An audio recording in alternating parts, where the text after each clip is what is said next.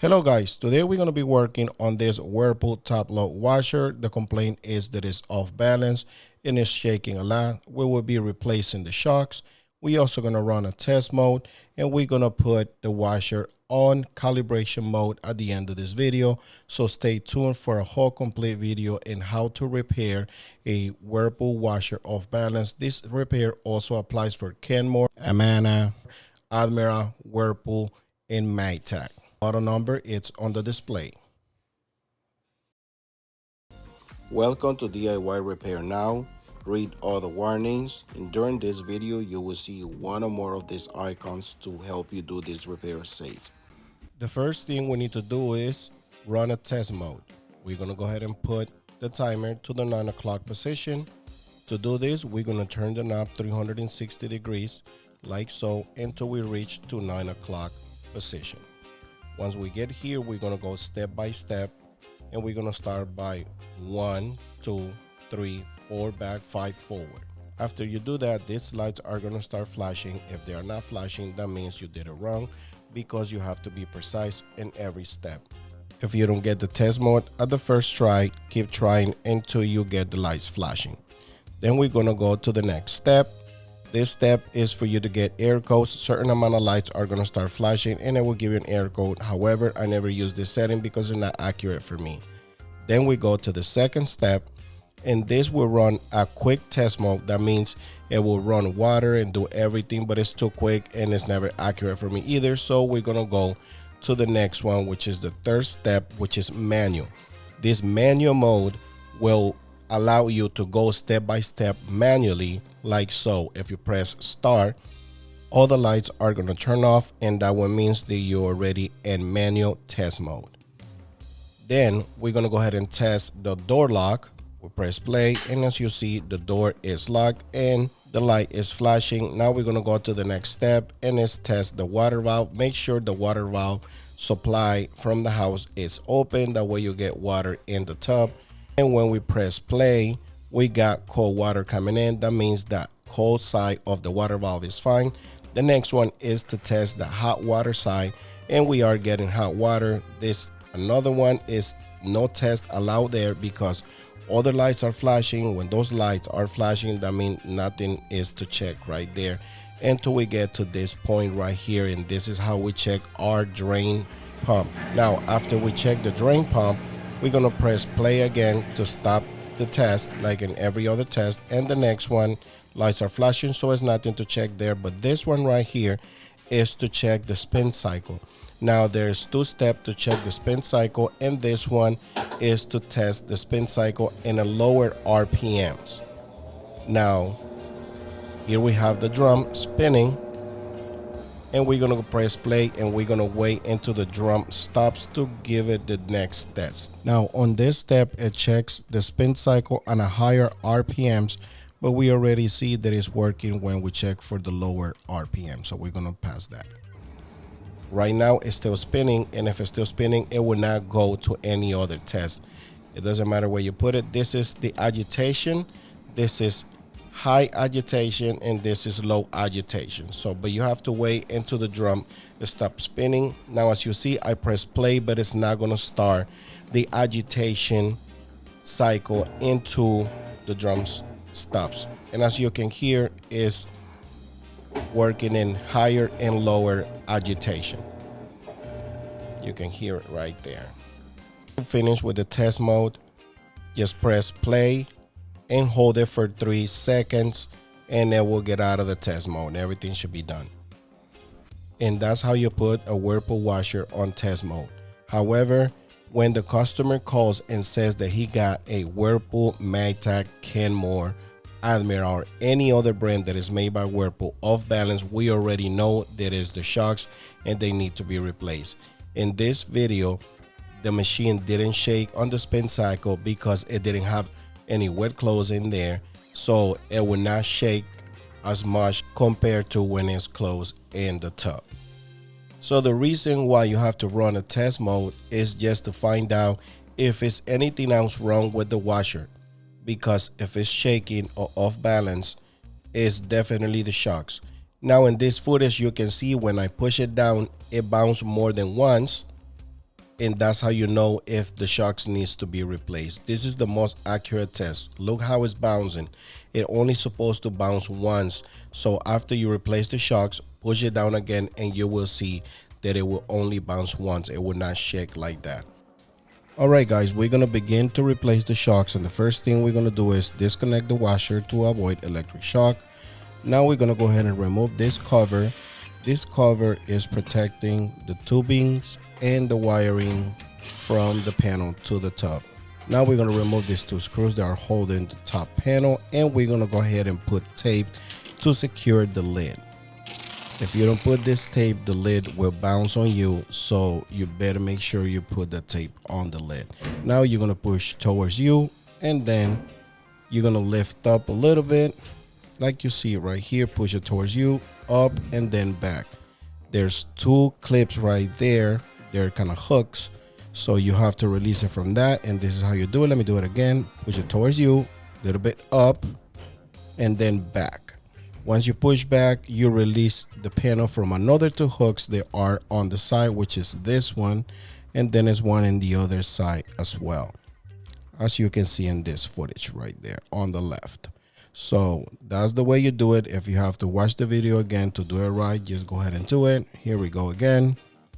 Push it towards you, up a little bit, release it from the first two hooks, back, and then the other two on the sides. That's the way you get the panel open to start the repair. Remember that tape have to be on the lid, because at this point, if you don't have the tape there, it will bounce on you. Look at these two clips that we removed the screws earlier. That's how it have to be to stay in place. Now we're gonna go ahead and do the two shocks in the front, and then we're gonna do the two in the back. You can work with your space. You can decide to do the ones on the left first, or the ones on the side, or do one at a time. As you see, I was pushing the top down, and it's not bouncing as much, but it was tilted. It was not doing this. This is from another repair. These ones are really bad, but the reason why we are going to replace the shocks still is because I can see they are kind of tilted on one side. That means the washer was off balance on the legs. So we're going to go ahead and talk about that later.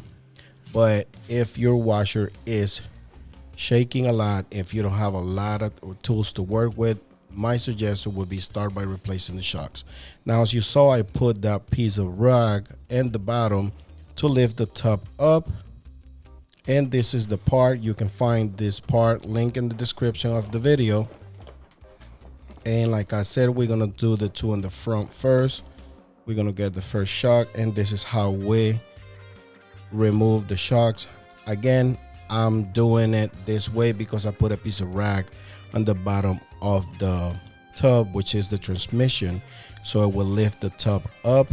Now I'm using a flathead screwdriver to release this plastic piece. As you see right there, I put my fingers there. I would not suggest you to do that, because the first time I did that, I cut my finger right there. That's like a knife. It's very sharp. So just use like a gloves or a piece of rag to push it out. I'll show you that in a little bit. I mean, I do it this way because I learned the hard way. As you see right now, I'm using a piece of rag or a paper towel just to push it out. Don't just use your fingers, because you will cut yourself. So always trying to use gloves. You don't have gloves, use a piece of rag. This is the bottom. As you see, I got the washer tilted, and you see the piece of rag, the black rag that I got right there by the transmission, which is lifting the top all the way up. I do that. As you see where the air is, that piece of rag lift everything up on the inside. So that helps me to release the shocks easily. Otherwise, it's going to be too heavy on me. However, I have a whole bunch of videos on how to do it differently, and every video is different. So you just use the one is best for your convenience. I'm going to keep repeating that, because as you see, when I put the rag, it lifts the whole tub up, and I believe this is the most safest way to do it. However, go and check the playlist. I'm going to go ahead and link those videos in the description down below. And now you see the arrow, there's a ring there, and that's what we use to keep the shock in place until we reach into the other side, which is the top. As you see, I use the ring just to keep it in place. And now we go on the top and grab our shock. As you see, the tub is lift up because I got the rack on the bottom of the transmission, which lift everything up again. I know I said it a whole bunch of times, but I find this is the most convenient way to do it. Look how I'm installing this piece, this white piece.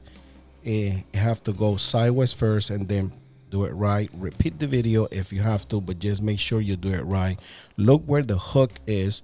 It have to be right there or here, but not where the red arrows are. Don't put it there because otherwise it will still shake and it was still bouncing. A lot of people said, well, I put the new shocks in and it's still wobbling, it's still shaking, and that's the reason why, because you didn't install the shocks correctly. Now in this video, I'm going in very details in how to install the shocks, and you can go and watch the playlist that I'm going to link in the description of this video and just apply however is best for you. Look in here, I'm showing you again.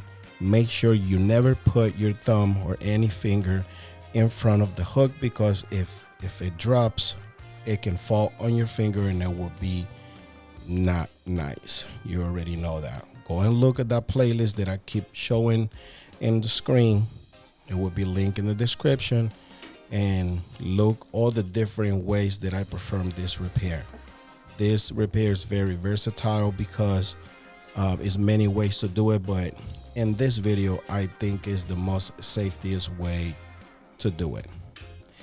Now in the other videos you will find that I use a different methods to it, like in some of them I use like a hook or a piece of wire, but again, up to this day, this is the most safest way. Put something on the bottom of the transmission to lift the hot tub up, and as you see, I keep replacing all these new pieces.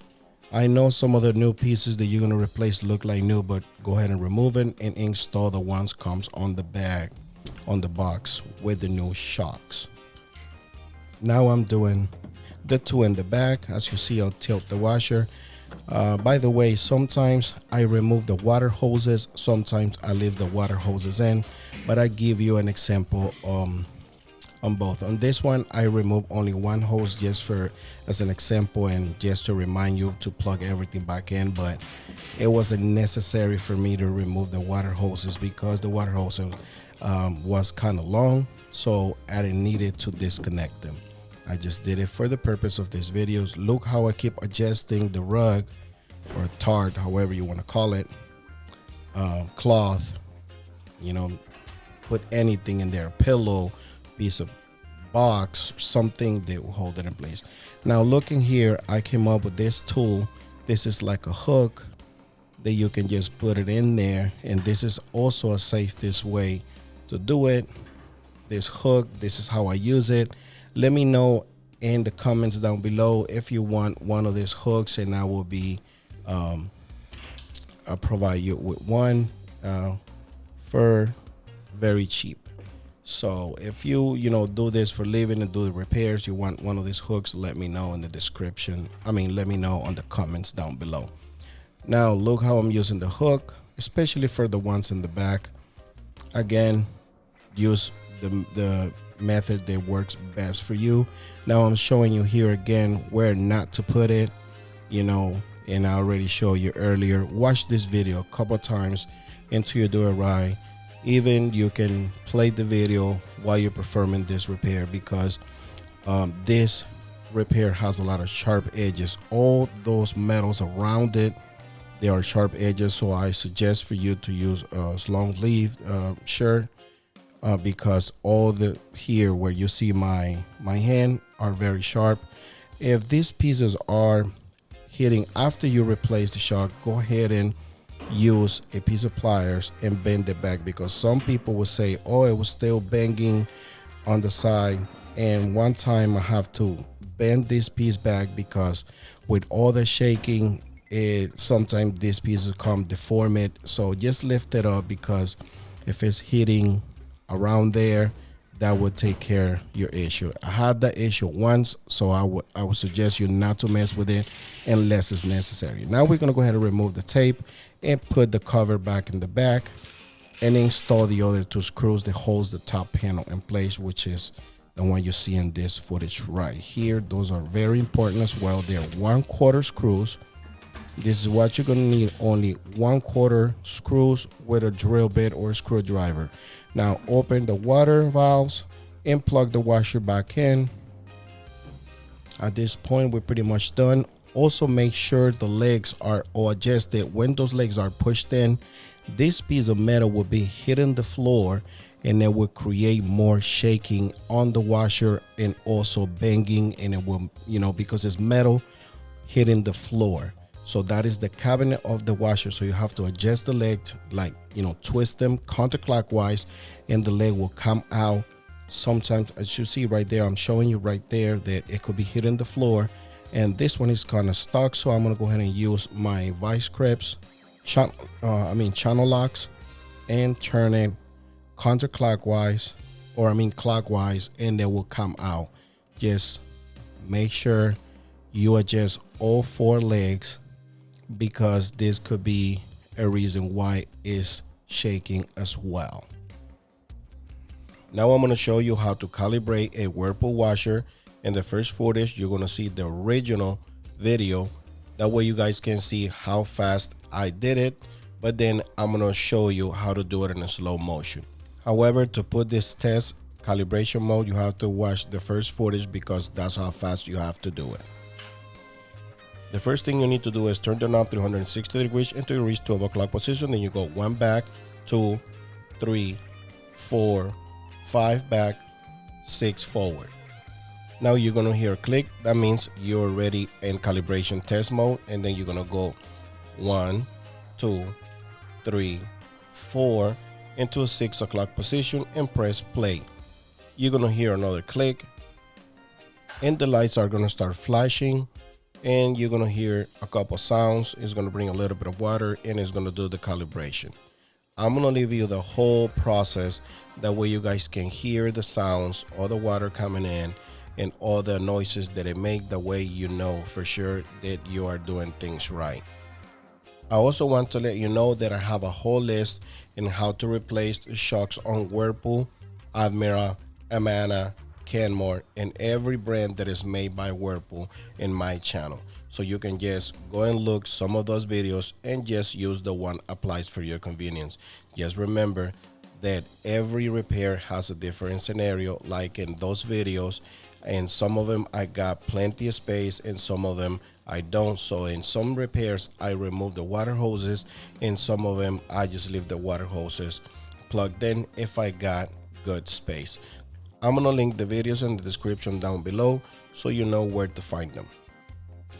With that being said, I'm gonna go ahead and leave this process into a finish. Keep in mind that this can take a long time, and sometimes it can take between 15 and 20 minutes, no more than 20 minutes unless something is wrong. So you can hear that it's doing his thing, is kind of turning, calibrating, sensing, and things like that. So my suggestion is leave it alone, don't touch it until it finish. Another thing that I want to mention is that in my experience, I never do a calibration after I install the shocks, and that works well for me for years. But then in the later repairs, for some reason, customer said that it was still kind of wobbling, and then I would have to come back and do a calibration mode. Now, in one of those returns that I have to come back and do a calibration mode, everything stops and everything, but another issue begins on the board. So my suggestion is replace the shocks if the washing machine tub is bouncing, but don't do a calibration unless it's necessary. That's my experience, and then you do it however you want to do it. All right, guys, that's basically it for this video. When you see that lid lock light flashing, I mean it's almost done, and you will hear now the click and the light go off. All right, guys, if this video helped you in any way You can show us appreciation by giving us a tip using the following options that you see on the screen. If you cannot provide with a tip, is another way to support this channel by just dropping off a comment in the comment section down below. Subscribe to our channel, give us a thumbs up, and turn on the bell to receive notifications. Thanks for watching.